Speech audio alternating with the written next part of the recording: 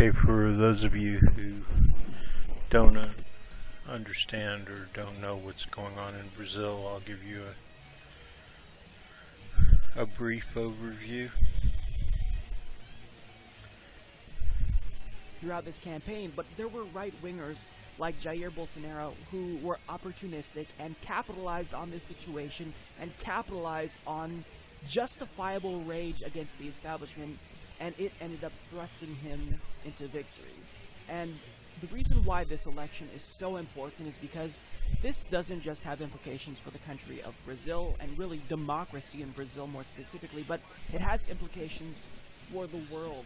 Now, I'm going to go through and share some of the quotes that... Okay, so basically in Brazil, a brief history I'll give you of the left is controlled, has been elected, democratically elected, to run the country for like the last, 12 years or something.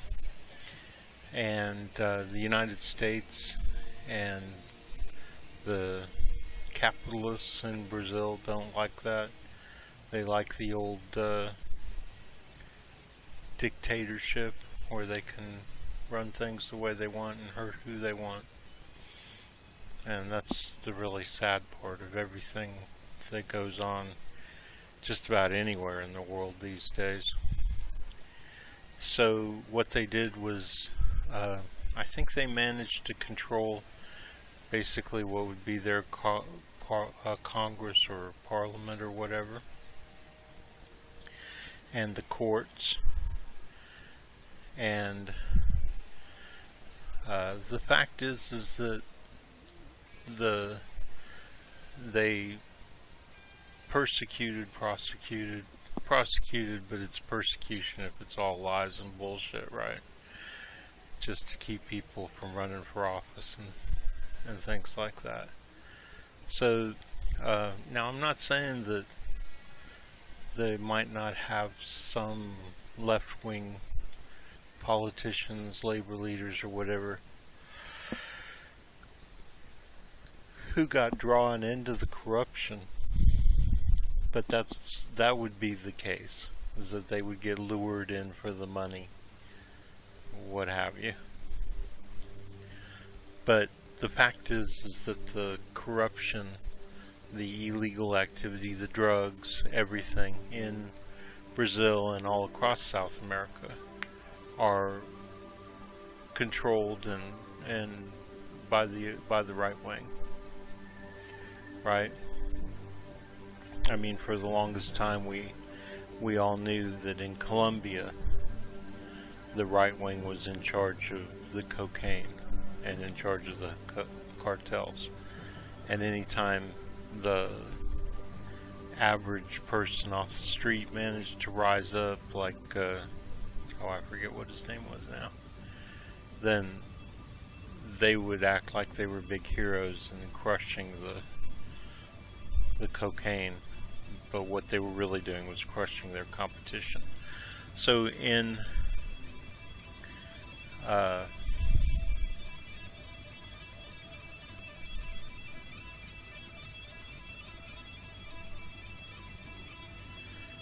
Brazil, here we go.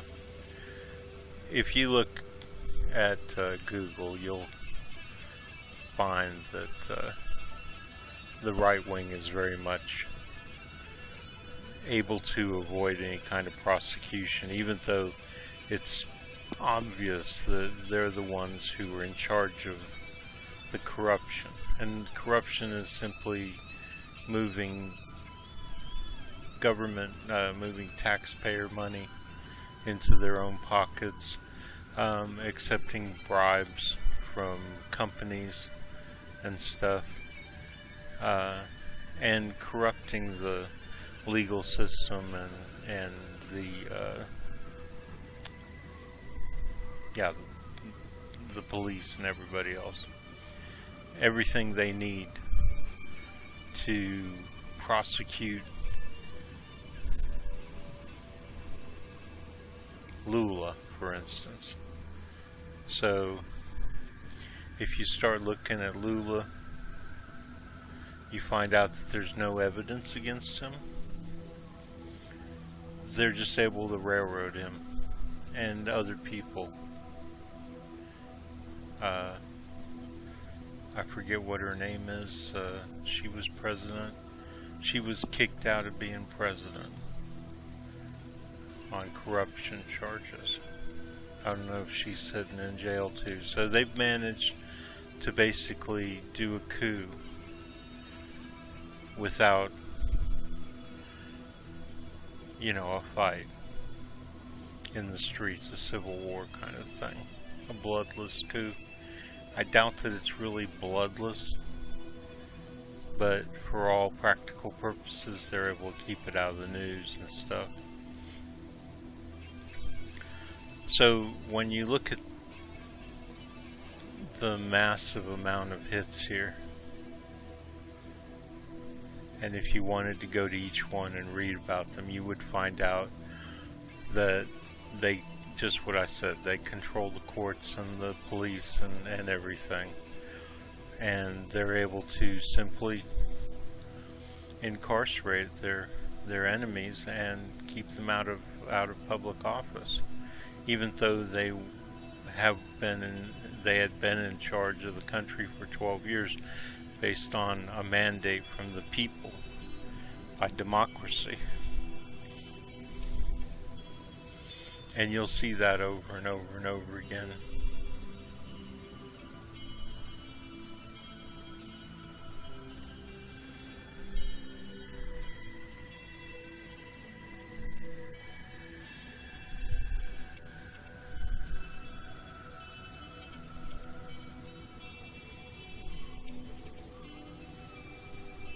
So I don't know if these will open up into actual. See, they go straight to Telesur and they don't really open up into the same, but the headlines are what's important.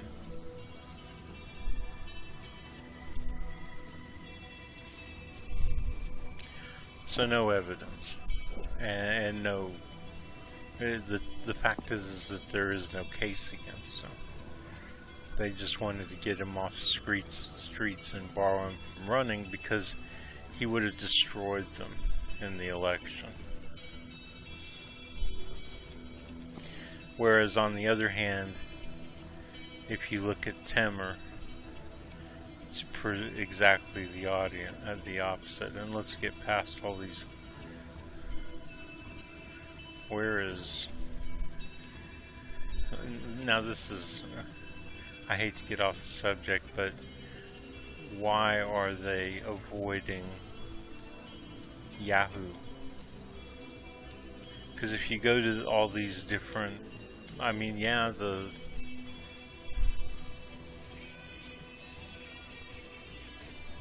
See, so basically he gets... Even though there's all kinds of proof of corruption against Temer and all the rest of the right-wingers in Congress, they all get off because they own the courts.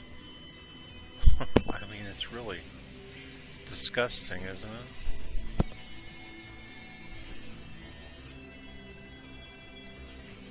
it? Criminals own the courts.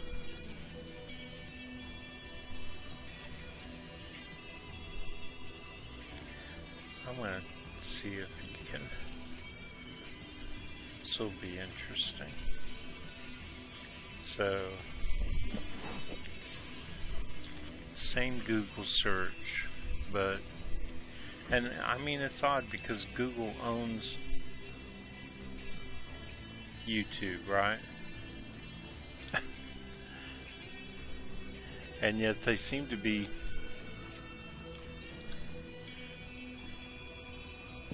avoiding YouTube.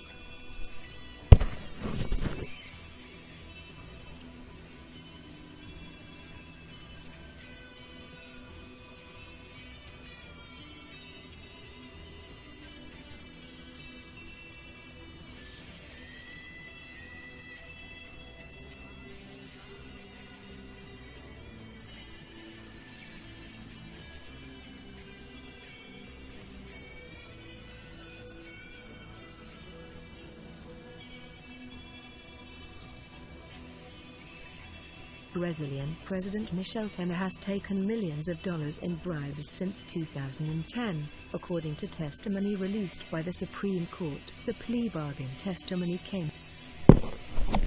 So, I mean, you can see that. And just look at the guy. He's got McCain's jowls. Why do evil, corrupt politicians and rich businessmen, capitalists, always have jowls? What is that? So, you know, I'm not being biased. I'm just going by the legitimate news, not the illegitimate news. Obviously, their side is able to take all their lies and professionally prepare them for the people, which is basically what's called propaganda. You know, you control the press, you control the media, and you control the professional output, and you're able to take your lies and manufacture them into video and all kinds of stuff, put it out there. So it's out there, but it's all bullshit, right? I mean, I can't even stand to look at him. And this guy's a total hero. So you got good and evil. I mean, when you start looking at the facts of these cases all across South America, you've got good versus evil. Good versus evil. And evil should never win, but it's constantly winning. I mean, yes, Brazil was able to go for like 12 years or something, keeping these assholes at bay. And they screwed around in Congress and managed to take over the country right from underneath Lula. And here's the fact that really matters.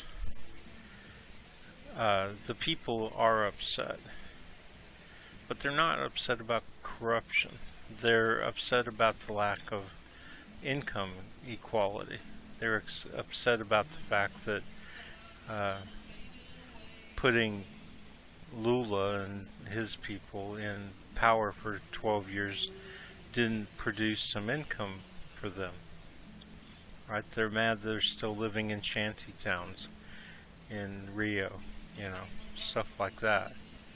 And they blame it on corruption because these guys say it's all caused by corruption when they're actually the only ones who are really corrupt.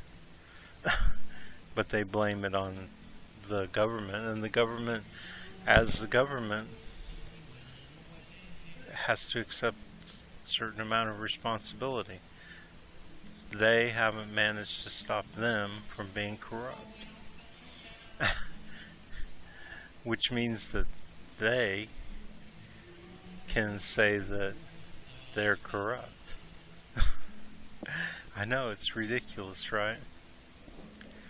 So the question is, what do you have to do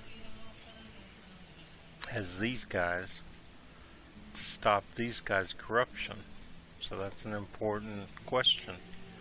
So in the United States, it's just Trump and Bernie Sanders, you know. And you have to ask yourself, well, even if we put Bernie in there, can he stop the corruption of the capitalist system? Or will he just get blamed for the capitalist system, right? Will he not really be able to do anything in the end? And will the corruption continue? And then, because he's the leader, he's the captain of the ship, so does that make him responsible for all the goings on, you know, down in the boiler room? They're selling prostitutes and smoking opium.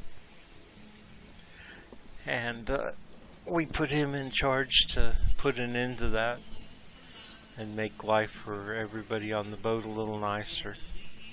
And it never happened because the people down in the boiler room continued to, or on the poop deck,